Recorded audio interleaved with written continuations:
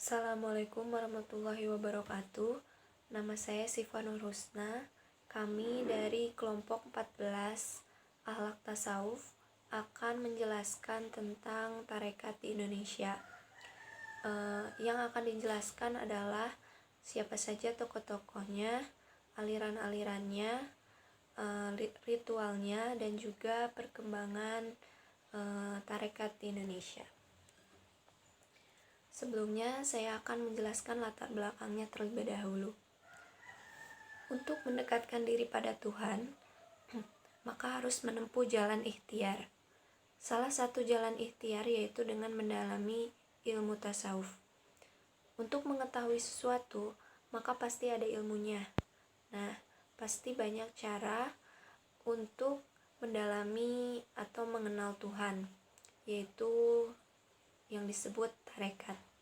Menurut istilah, tarekat berarti perjalanan seseorang untuk menuju Tuhan dengan cara menyucikan diri atau perjalanan yang harus ditempuh oleh seseorang untuk dapat dekat dengan Allah. Dengan pengertian ini bisa digambarkan adanya kemungkinan banyak sekali jalan sehingga sebagian sufi menyatakan at-turuq bi adadi anfasil makhluk, yang artinya jalan menuju Allah itu sebanyak nafasnya makhluk, artinya beraneka ragam dan banyak macamnya. Orang yang hendak menempuh jalan itu haruslah berhati-hati, karena ada yang diterima dan ada juga yang tidak diterima. Dari sinilah kita dituntut untuk mengetahui latar belakang dari tarekat itu sendiri, lebih-lebih mengetahui tarekat yang sudah berkembang di Indonesia. Macam-macam tarekat di Indonesia sebagai bentuk tasawuf yang melembaga. Tarekat ini merupakan kelanjutan dari pengikut-pengikut sufi yang terdahulu. Perubahan tasawuf ke dalam tarekat sebagai lembaga dapat dilihat dari keseorangannya yang kemudian berkembang menjadi tarekat yang lengkap dengan simbol-simbol dan unsurnya sebagaimana disebutkan di atas ya.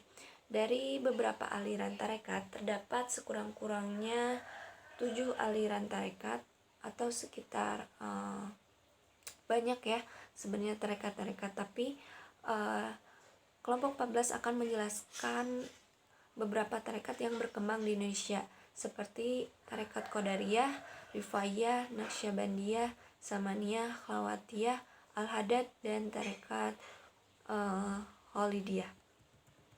Yang pertama yaitu ada tarekat Qadariyah yang didirikan oleh Syekh Abdul Qadir Jailani pada 1770 sampai 1166, dan ia sering disebut Al-Jili. Tarekat ini banyak tersebar di daerah timur Tiongkok sampai ke Pulau Jawa. Pengaruh tarekat ini cukup banyak meresap di hati masyarakat yang dituturkan lewat bacaan manaqib pada acara-acara tertentu. Naskah asli manaqib ditulis dalam bahasa Arab, berisi riwayat hidup dan pengalaman Sufi Abdul Qadir Jailani sebanyak 40 episode. Manaqib ini dibaca dengan tujuan agar mendapatkan berkah dengan sebab keramatnya. Nah, lalu yang kedua ada tarekat Naqsyabandi, didirikan oleh Muhammad bin Bahaudin al-Huwashi al-Bukhari pada 727 sampai 791. Ia bisa disebut Naqsyabandiyah diambil dari kata Naqsyabandi yang berarti lukisan, karena ia ahli dalam melukis. Tarekat ini banyak tersebar di Sumatera Barat, tepatnya di daerah Minangkabau. Tarekat ini banyak dibawa oleh Syekh Ismail Al-Khadi Al-Kurdi sehingga dikenal sebagai sebutan tarekat Naqsyabandiyah Al-Khalidiyah. Lalu selanjutnya tarekat-tarekat lainnya akan dibahas oleh teman saya Siti Aryati. Nah, di sini saya akan menjelaskan bagaimana ritual atau konsep ajaran tarekat tersebut. Yang pertama adalah zikir. Zikir yang terpentingnya dalam tarekat. Zikir di dalam tarekat dikenal dengan zikir lathaif. mengerjakan zikir pada 7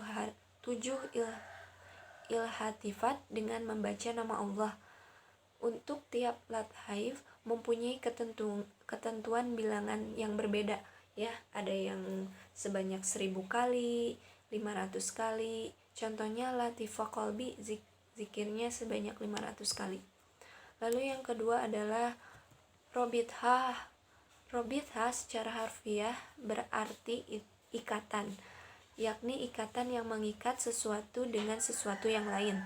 Rabithah di kalangan para ahli tarekat diartikan sebagai suatu wasilah yang berhubungan kecintaan hati orang yang melakukan rabithah dengan yang dirabithahnya.